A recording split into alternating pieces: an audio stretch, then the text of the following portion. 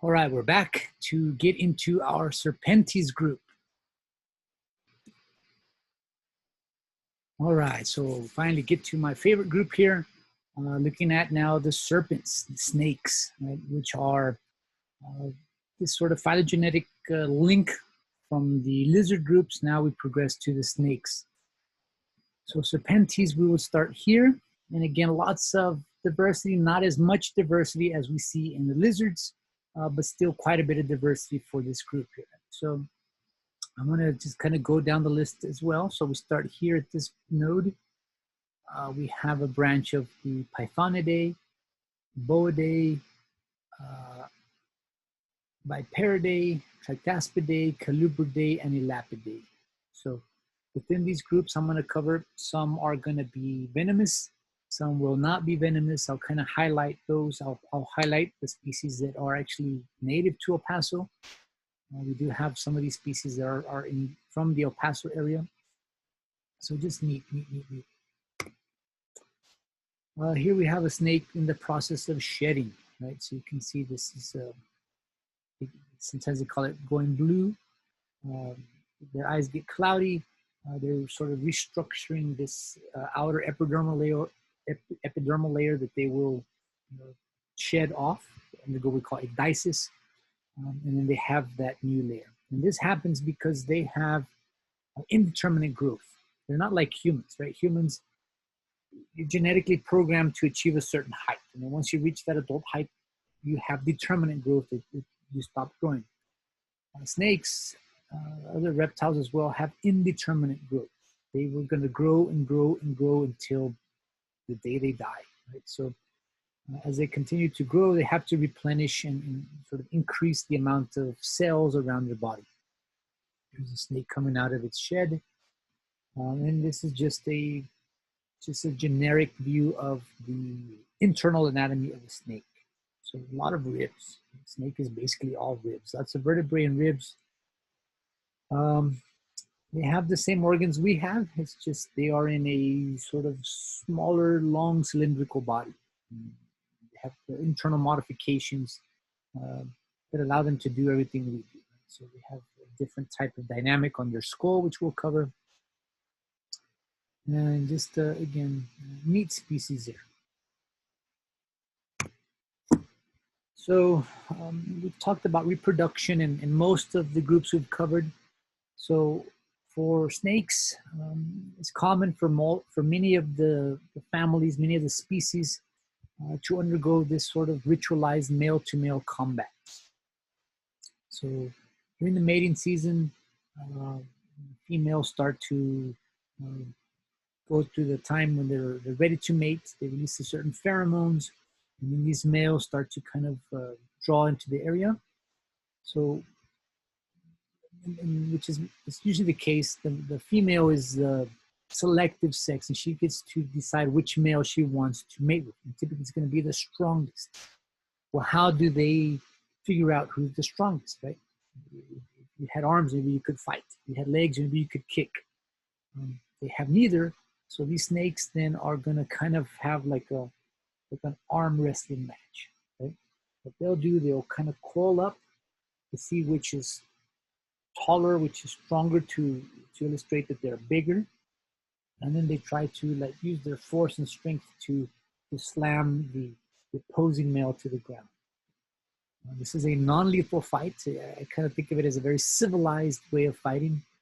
They don't bite, they don't use their venom, they don't try to injure the other male per se. They just try to show that they're stronger, dominant, and then the loser typically kind of crawls off, and then the winning male then gets to mate with the female. Some researchers claim that during this battle, there's a surge in testosterone. They're fighting another male, right? So dominance. And this increased testosterone then helps them become even more fertile when they're trying to then fertilize and mate with the female.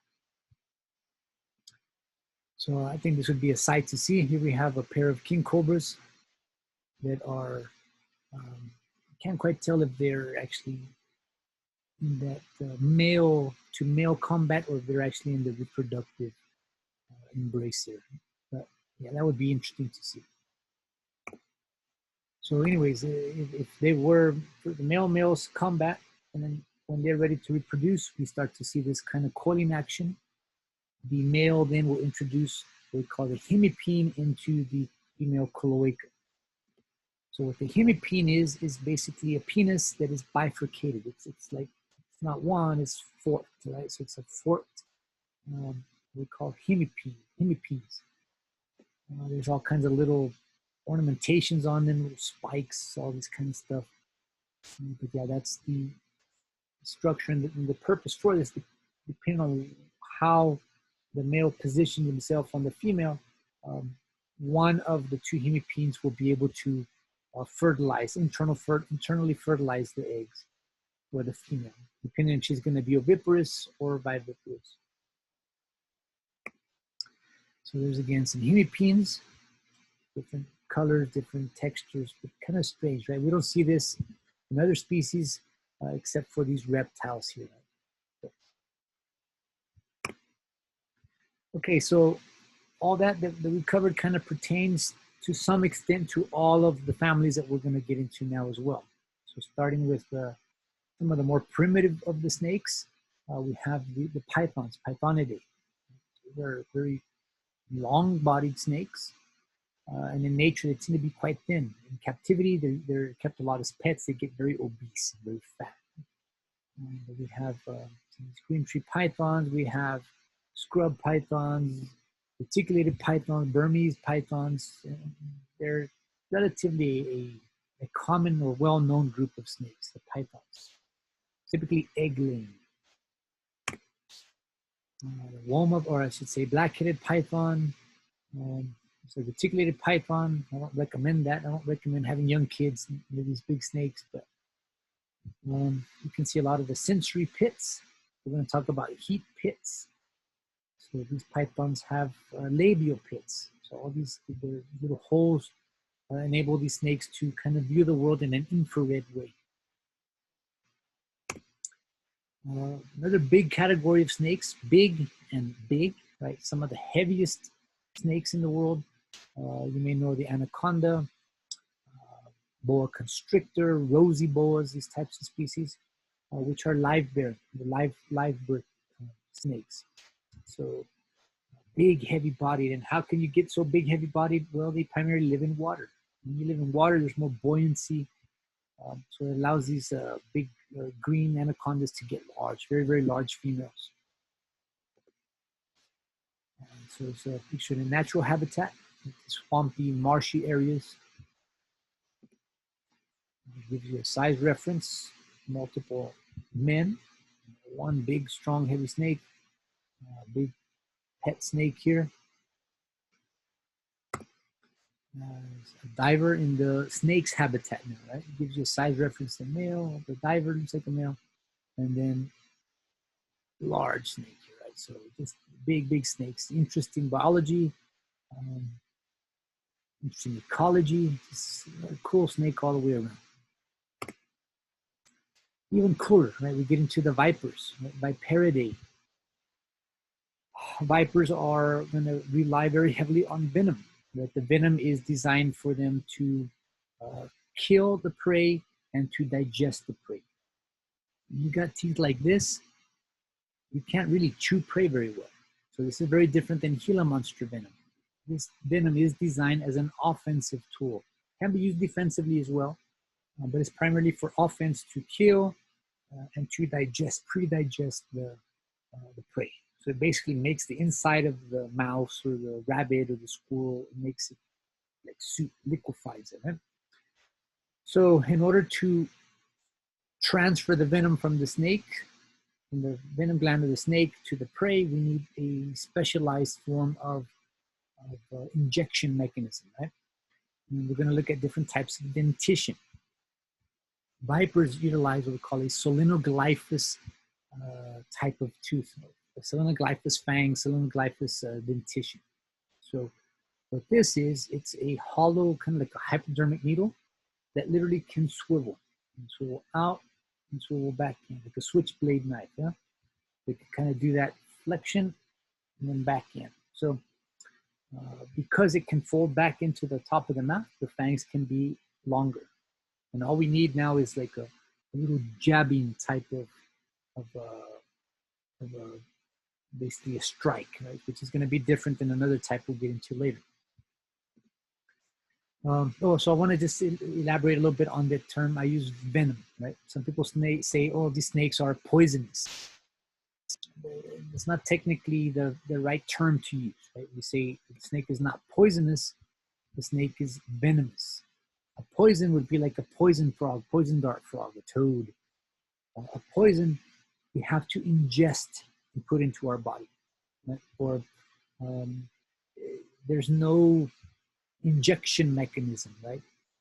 Venom, there's a mechanism for the injection of that toxic substance into our body. So we would eat a poisonous frog, we could eat a poisonous mushroom, we could eat a poisonous plant, but you would get bit by a venomous snake. Right? So the venom is being injected forcefully into the body. So I use that term a lot. I don't say poisonous snake, I'll say venomous snake. So here's the sort of 3 types of fang sort of anatomy, or called dentition. So this first one is just trying to show you a non-venomous snake. There's no fang. We say that's aglyphus, without a venomous fang. So you notice this pink bone here. There's no modification. There's no modification on the yellow and the blue. So it's a completely non-venomous, completely aglyphus snake. So when we look at then this little area, this represents where theoretically a venom gland would appear. No venom gland for the aglyphus, no fang venom injecting mechanism on the aglyphus snake.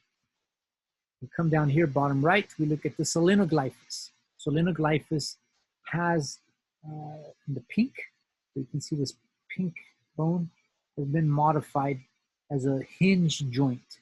The fang is attached to there, so it can swivel, shift from the resting location to the active biting location. The venom gland then would be sort of positioned here. Now we're going to look at the other 2 types we call proteroglyphus. So proteroglyphus are going to be fixed fangs. So they don't have a way of swiveling, shifting. They're going to always be in the same position. So these proteroglyphus, the venom gland is just right adjacent to them. And again, since they can't flex back, they're going to be limited to how big they can be. So they're going to be smaller. The fang itself is going to be smaller in a proteroglyphus snake than it would be in a selenoglyphus snake. So less deep penetration in a bite. We're going to see that because there's a less penetration, a less deep bite in the proteroglyphus, a deeper bite with the selenoglyphus, the venom composition is going to be quite different as well. So again, proteroglyphus, and then lastly we have opistoglyphus. Opisto means kind of towards the back. We're still in this pink area, and you notice how far back the fangs are. They're not in the front of the mouth, they're positioned non-hinging, non-flexible towards the back of the mouth. So in order to inject venom, that prey item has to be well into the mouth of the snake. So different types of venom injecting mechanisms, which is going to translate to different ecology, different types of prey that they're going to then start to focus on. So the anatomy leads to certain types of physiology. The anatomy leads to certain types of ecology. So important distinction. Selenoglyphus, which we've covered now in our vipers, selenoglyphus, dentition. We're going to cover the others in a bit as well. So again, this is a rattlesnake, a viper. We can talk about pit vipers in a bit. But yeah, it's that front, very front flexing types of dentition that we call selenoglyphus. And within these vipers, the selenoglyphus vipers, we're going to have different types of species. In Texas, we have here the copperhead, the Heterodon. Not necessarily here in El Paso. We got to go a few hours, maybe like, let's say 2.5 hours drive east near the Fort Davis area. That's the closest copperheads that we have here to El Paso.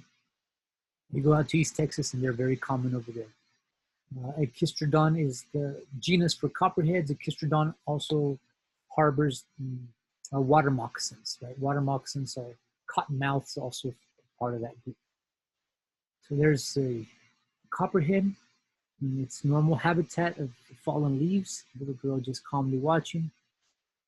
So Heterodon for the copperheads, and then also rattlesnakes, Crotalus and scutulatus, which we'll get into in a bit.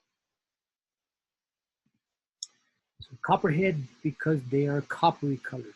And it depends on the location as to how light or how dark, how rusty color, or how tan they look. But again, just showing you a natural habitat of fallen leaves. And that's how you would find these copperheads. Just kind of waiting, using cryptic coloration, waiting for a squirrel to pass or some food item to pass. And this is when accidents happen as well. People might be hiking, they don't see them, they step on them, and that's when they can get bit. Again, just another natural habitat. I don't know if you can see that clearly. Hopefully it's not too hazy.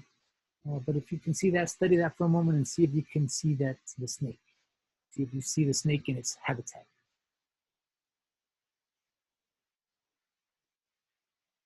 Yeah, so right there's the head. And a little S coil all the way back there. So our snake. All right, so that's the Heterodon, one of the two genus, the genera of our Viperidae family. Now we shift to the rattlesnakes, right? And why do they call them rattlesnakes? Because the rattlesnakes they retain these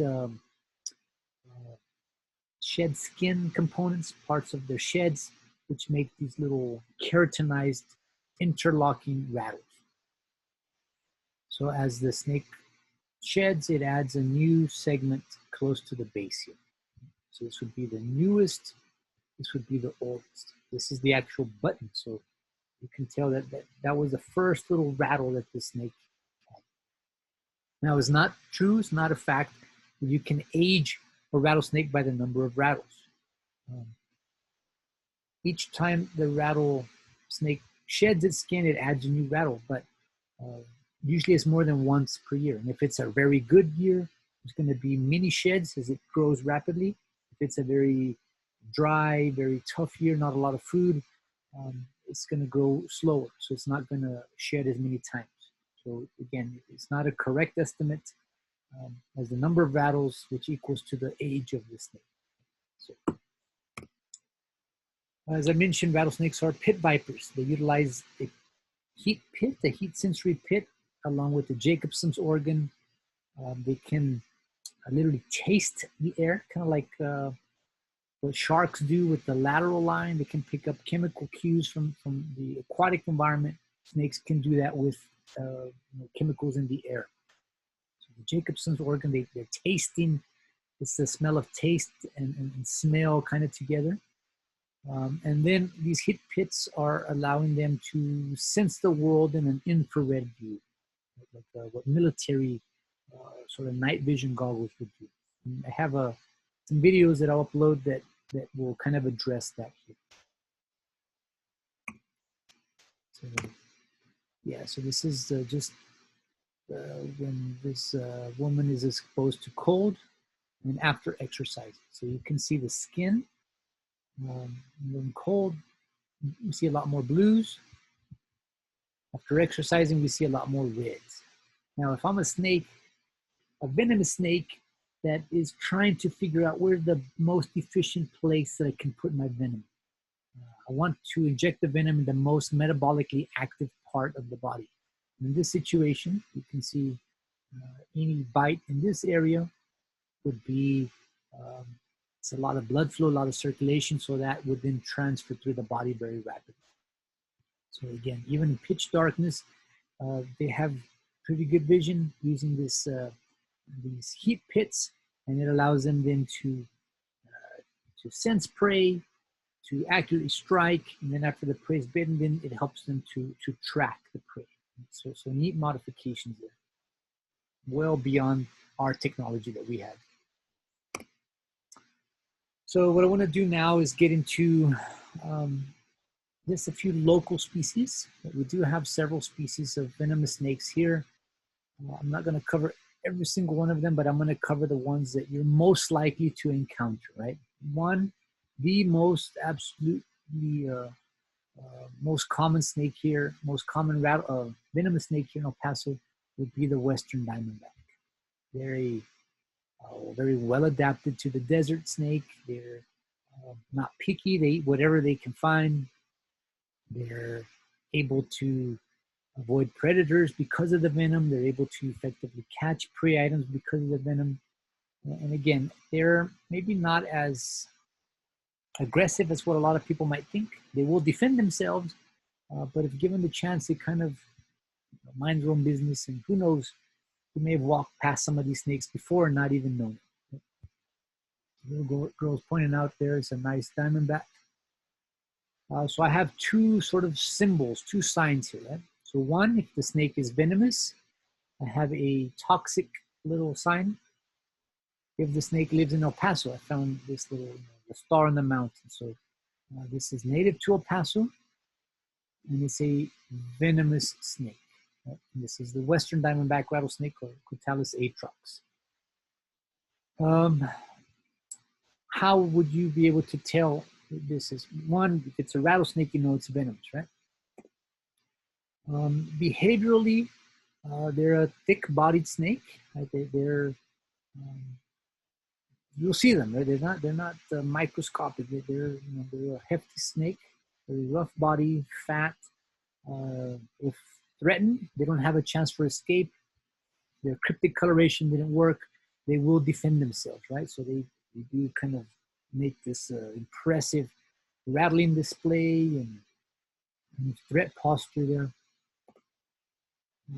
Some characteristics of the Western diamondback rattlesnake, right? Kind of pretty obvious, the rattle. And then we see these black and white bands. And the black and white, the black band is about the same thickness as the white band. So black, white, black, white, black, white, and pretty equally thick bands. Right? So again, you got to be up kind of close to see this, but again, it is obvious on the snake. It's not to be that close. This is another snake that you might encounter here in El Paso. It's not as likely as the diamondback, but again, kind of similar looking. But we do see this black and white tail where the white bands are double the size of the black bands. And it doesn't always hold true, but again, thicker white bands than black bands. Thicker white, thinner black. Coloration can vary, right? This is the Western diamondback. This is the Mojave rattlesnake. Lighter coloration, a little bit of difference in behavior and aggression sometimes. But again, local species, we do have them sort of, I'm not going to say in El Paso, you got to kind of go out a little bit, but you can find them in Arizona for sure. They're much more common over there. If you go to the Guadalupe Mountain Park area, you'll find these. They typically prefer more of an open grassland or foothill type of area. So Hueco tanks, not in the rocks, but transition from desert to rock. Sometimes you can find them there. But yeah, there's the Mojave there. Different scalation pattern on the top of the head than the diamondback has. Again, thick white and black, thick white and black. Again, just a very, very potent venom that we find in these species as well. Another one more common, but not seen as often, is the black-tailed rattlesnake, Crotalus ornatus. So in El Paso, actually in El Paso, and venomous. So you have to go up to the Franklin Mountains, you have to go into the Hueco Tanks area to find these. These are rock-dwelling snakes. If you live in the sandy, low-bottom parts of East El Paso, you're not going to run into these, right? If you go up into the Franklin Mountains and canyons, you go to the Oregon Mountains in Las Cruces, you will find these. They're common, they're big, they're typically more peaceful.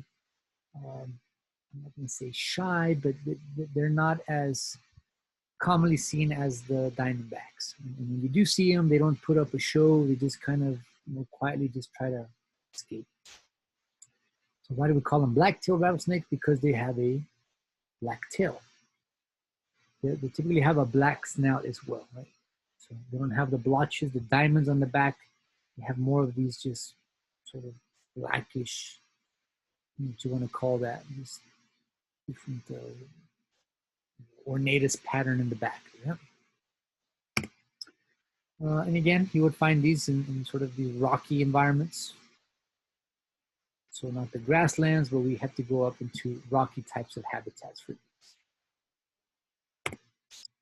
And then those same rocky habitats, but even more sort of smaller rocks, little canyons, little this aggregation rock piles, that kind of smaller rock piles. We have the rock rattlesnake. So it tells you in the name, they like rocks. So this is from the Franklin Mountain State Park there. Again, just kind of real light gray to kind of brownish. This is what we see in these rock rattlers. So again, diversity of color depending on where you find them. They do kind of, yeah, it can be lighter, it can be a little bit darker. There is some variation in the color. Feisty little things, you will hear these. They make a fuss, and they try to get away right away. But yeah, they're noisy little, like, they call it like short man syndrome, little man syndrome. Like little chihuahuas are so loud and yappy. These are the same kind of thing, real noisy little snakes. But, yeah, I'm not gonna say rare, I'm not gonna say common. They're here in the Franklins, but they're difficult to find. Right? I know they have been found in the parking area. If you drive up Trans Mountain Drive, those picnic areas on both sides of the mountain, they right off those edges, you can find them there. So be careful, watch your step if the kids are playing there in those rocks or something. This is where you would kind of find them, right? This is a little rock pile. Again, it's not super clear, but if you look very, very closely, you will see a little banded snake right there. And this is how you'd find them in the Franklin Mountains here. So normally you will hear them first. Right? You'll be several feet away. You hear them sort of dive into the rocks. But yeah, it's normal habitat there. You got to kind of go out looking for them. You don't find these by accident, basically. You have to go and search their habitat. All right, so those are vipers of El Paso, vipers of the New World, right? If we look at vipers of the Old World, so Africa, Asia, those vipers tend to be much heavier body, much more forest dwellers. So we have the Old World vipers, the gaboon vipers, rhinoceros vipers, we have the big puff adders, just bigger, heavy-bodied snakes. I think these are among some of the most sort of pretty marked snakes. They have very, very beautiful markings they have on their body. So the rhinoceros vipers, you can kind of tell why they call it rhinoceros vipers. Got those weird rhino horns. Strange rhino horns there. Very colorful. Again, is that not an attractive snake? Whether you like snakes or you don't like snakes, you think, man, that's colorful. It's a neat looking pattern. So these rhino vipers are quite amazing. Some of the largest fangs, or the largest fang, the longest fang in the snake sort of family, the snake group, belongs to these gaboon vipers. Very, very large fangs. All right, so we shift away from vipers now to something we call the atractaspids. Here, the stiletto snakes. These have a unique type of fang. They're not solenoglyphous. They don't flex out. but what they do, they kind of shift out to the side. So it can kind of flare out laterally to the sides. And a lot of people have had accidents trying to handle this. They are a very toxic snake. Like a rattlesnake, you can kind of hold behind the head. Well, these, you try to do the same thing, and the rattlesnake's fangs are straight out. Imagine the rattlesnake could fold the fangs back and then shift them out and then kind of jab to the side. That's what these do. Neat modification for where they live. They live in tunnels, and they'll kind of find little baby mice or stuff in the tunnel. They can't strike in the tunnel, but what they can do, they can kind of slide the head alongside and then shift that fang out and kind of jab sideways. So it can strike sideways in that tunnel. And that's the modification for that.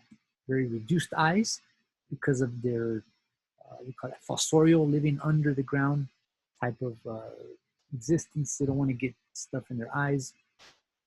So just neat snakes here. And then we get into what we call colubrids, Colubridae. Colubridae are just common snakes. They're non-venomous snakes, milk snakes, or king snakes, gopher snakes that we have here in El Paso. Coach whips, super fast, day active lizard hunters. This is how you would typically find a colubrid here in El Paso. This is a gopher snake on a desert road. This is not in El Paso, this is in Arizona, but most of the little sort of farm areas around El Paso, you'd find this in the spring, in the fall. We go up into the mountains, we find these mountain king snakes. Just neat species. Lots of variation on these milk snakes. They're egg layers, right? Common in the pet trade.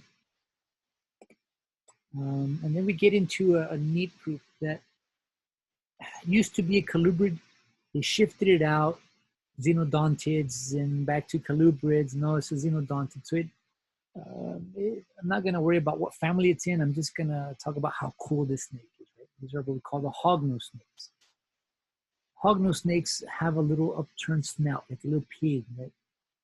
And the reason they have this is because they live in soft sand that they have to dig and dig and dig with that little snout. They use it like a little shovel. Something else that's neat about them is they are opistoglyphous. So they are technically venomous. I don't have it here because they're not really venomous to humans. It is a native species. They're toxic to toads, right? And they use those big fangs to puncture a toad. You know that sometimes toads puff up with air.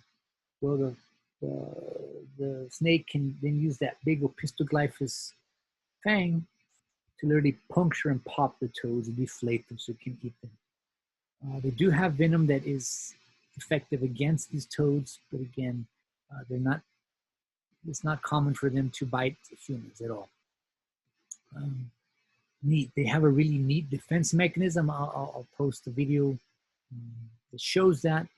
Just cool all the way around. They've got cool little personalities. Again, common in the pet trade as well. But stocky little snakes, they try to mimic like a rattlesnake. They have the same kind of pattern, the same scale, keeled scale type, the same blotches on the back.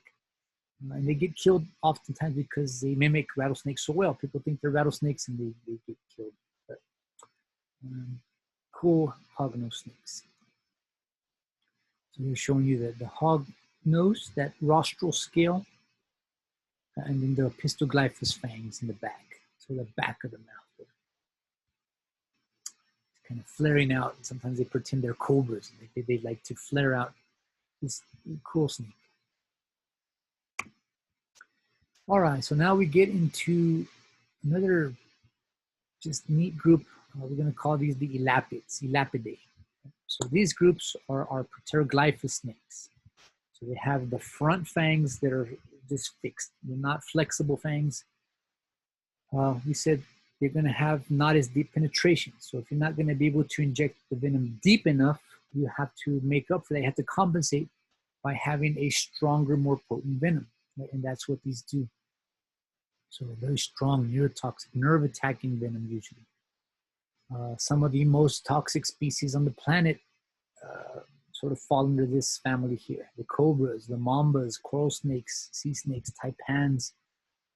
They're big snakes often, aggressive snakes. Big tiger snake here. Some of the Mozambique forms, the gold cobras, Cape cobras, lots of just cool species as well. Probably the top of the line, right? So the king cobra, right? Philophagus, this is the world's longest venomous snake. Again, about an 18 long foot snake. Can you imagine an 18 long foot snake when it stands up, when it hoods up, when it flares up, is basically the height, 6 foot high. It's about the height of a human, right? That's an impressive snake, right? Pteroglyphus snakes. And again, showing you the size in relation to the human. Big snake in relation to the human. And again, you wonder how they're so handleable. The snake handlers, just remember it's a different striking trajectory that they take. Solonoglyphus is more of a jab. These have to kind of bite down because of those little fixed fangs. So there's different types of handling that is possible because of their fang structure. We get into some interesting anatomy variations on the fangs. So normally, we know that venom will flow down the fang and is released out. It's basically like a syringe, right? Like a hypodermic needle. So some of these spitting cobras have modified openings, and they can modify the amount of pressure that they force, thereby allowing that venom to kind of come down the fang and then squirt out the fang here. So neat modifications that they have, trying to target the eyes of some of their predators. Again, another toxic group, the mambas, the green mamba, and the black mamba, although they're tan. Why do they call them black mambas? Because the inside of their mouth is black. It's a threat display that they do. They'll open their mouth and it's all black inside. So that's why they call them black mambas, even though they're tan mamba. Green and black mambas, very highly neurotoxic. Coral snakes, very colorful, aposematic, trying to warn you that they are toxic. And again, not really here in El Paso, but we don't have to go too far west. We go to sort of western New Mexico, Arizona, and we go to sort of the San Antonio area in Texas, and we have the eastern, for the Texas coral snake, Micurus, and then Microides out in Arizona. And they have that little phrase, red and yellow kill a fellow. So red is in direct contact with yellow, red is in direct contact with yellow, and sometimes the yellow can be very bright yellow, a little bit whitish yellow, cream yellow. And this works in the United States. Right? Red and yellow kill a fellow. If you go to Mexico, Central America, that rhyme doesn't work. But here in Texas, in the United States, that works. And this leads into some mimicry, right? So we call Batesian mimicry, where you have non-toxic species that start to mimic something toxic. So here we have the toxic model, red and yellow kill a fellow. And here, red and yellow kill a fellow. And what about this one here? This is a type of king snake. You have red not touching yellow, red touching black. So red and black, friend of Jack, they say. Yeah? So here is how you would see them in a natural situation. Right? In leaves in the bottom, they're fast-moving snakes. And again, if I'm a predator and I see red, should I chance it? Should I not chance it? Let's say you have not even very good color vision, then it would be even more difficult to tell. So a lot of species don't mess with the harmless forms because they've sort of co-evolved with the idea that no, this is something toxic. So these non-venomous red and black friend of Jack benefit from living in the same habitats as the red and yellow kilophelid. So we call that Batesian mimicry, Batesian mimicry, which is sort of this coevolution between these venomous and non-venomous snakes. Also elapids, we see these sea snakes, very highly toxic species that feed on fish, that feed on eels, that feed on underwater creatures. Quite large and very, very modified for living in water. So when they get up on land, they struggle. They're not cylindrical, right? They're kind of flattened. You can see the tail is kind of like a big flipper, right? It's dorsal, I should say, laterally flattened. And basically they use them as flippers. So they do struggle to crawl on land. They kind of flounder around on land. This is the yellow belly sea snake in Costa Rica there. Again, very, very highly toxic species. All right, so again, lots of biodiversity there. Let me stop that one and then just a few more things to cover after that.